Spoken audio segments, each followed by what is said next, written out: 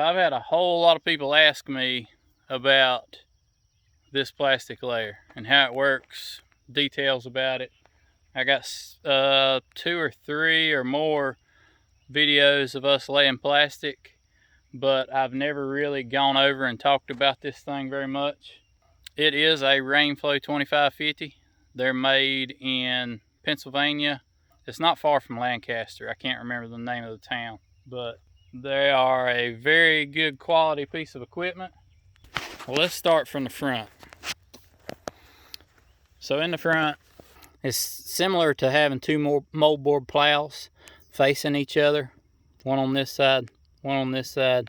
They run plow points, but it gathers the dirt in the center. And under here, it has like polyurethane wear plates that shape the bed. You can see they're black on the sides and white up top. Right here is a tube where the roll of drip tape sits up here, and it goes down through these guide rollers, which also acts as a brake. So when you stop, this swings forward and stops the roll, so it's not unspooling on you like a bird's nest on a bait casting reel. And this feeds your drip tape down into your bed. Now I've got mine set up where it's putting my drip tape about 4 inches deep in the bed. Back here, the plastic comes off of the roll here. Got place for 2 rolls to ride, so you can switch on the fly if you have a rider.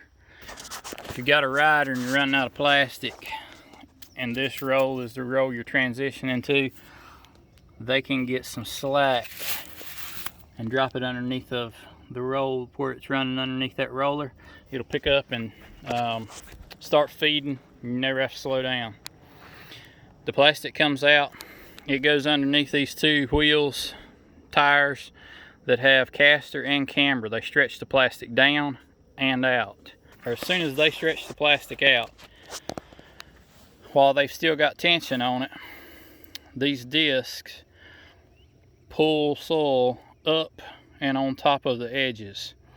And ideally you want it set up to where, in my opinion, there's different, I'm sure there's people that have different opinions, you want this disc just barely catching the edge of the plastic and turning it up where it has sort of a J shape, and that encapsulates plastic and makes it hold in the soil profile so it doesn't blow out with the wind. This particular plastic layer has the automatic RO-TRAC. That's what these, I've been often asked what the little skateboard wheels are on the back. This rolls along the top of the bed, and you can see it has electric sensors in there. And it also has a sensor so when it drops down, if it's swinging, it's not affecting the machine. It only engages when it's raised up like it's supposed to be. Those electric sensors actuate this electric over hydraulic valve right here, which controls that hydraulic cylinder. That may seem a little trivial, but if you do not have some sort of RO-TRAC mechanism, it'll make a heck of a mess if you get even the slightest bit of crook in your row, because this machine is sticking out so far behind the center point of where the tractor steers from. It has a lot of throw in the back of the machine with just a little deviation in the steering wheel.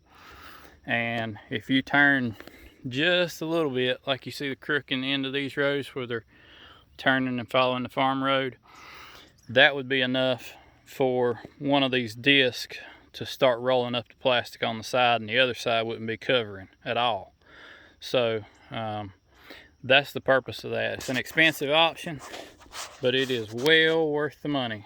I can't remember how much the automatic RO-TRAC costs versus manual RO-TRAC, but I'm glad I bought it, and I would not do without it if I were to buy another one. And if I buy another plastic layer, it'll probably be a Rain-Flo. They make fancier ones now that have discs that gather soil in the front. I don't really know anything about those. All I've got experience with is this 2550. The automatic RO-TRAC, it runs off of a hydraulic pump that runs off the PTO, and then it gets its power from the tractor battery. This particular machine here, we try not to lay a ton of plastic. We try to plant by other means where it's feasible and where it's economical, like no-till hard squash. Because of that, this machine has probably only laid maybe 250 acres of plastic-ish since we got it. Maybe less than that, because we try to grow things in other ways when it's possible. But I think that's about all there is to know about it. This particular 2550 will only lay 48-inch wide plastic. Actually, it'll lay up to 48-inch wide plastic. If you go with the 2600, it'll lay up to 60-inch wide plastic, I think. You can get an option to where you can run 2 drip tape lines on this machine, but with 48-inch plastic, I don't really know why you would need that unless you were planting in just straight sand. Right now I'm laying 1.25 mil white on black. The reason they make this plastic white on black is what they call it. It's just black on one side and white on the other. The reason they do that is because they found out that if you just lay straight white plastic, that the weeds grow under it like a greenhouse, and it'll suffocate your crop out even though it may not be sticking through the plastic. So they started putting black layer on the bottom to shed the light, keep it completely dark, and then the white layer is to cut the heat down. It is here at the end of May, so we're fixing to plant our second planting of direct market stuff: tomatoes, peppers, cucumber, squash, watermelons, cantaloupes, all that good stuff. And we're also getting ready to plant some hard squash.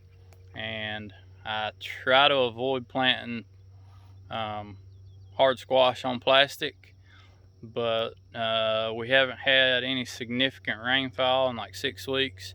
I'm getting kind of nervous that I'm not gonna make a crop of hard squash if I only no-till them. So for insurance, we're gonna plant some hard squash on plastic. But anyway, if you got any more questions, hopefully I gave a decent explanation of how this thing works. If I didn't, let me know. I'll try again. I'll try to answer your questions. I appreciate y'all watching. I'll see you next time.